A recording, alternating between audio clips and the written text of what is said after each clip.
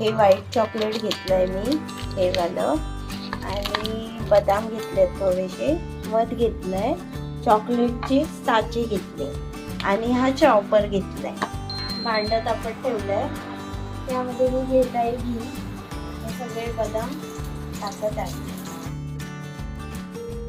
ते बदाम बारीक झाले. यामध्ये आता मध घालूया. मध घालून ते मिक्स करूया.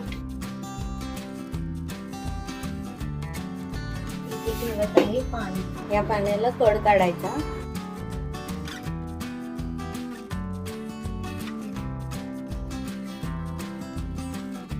चॉकलेट वितळलं आहे आणि आता मी ते या साच्यामध्ये भरते. हे जे आपण बदामाचं बनवलेलं ते आधी टाकते. हे बघा, आपले चॉकलेट झाले. डबा बंद करून फ्रीज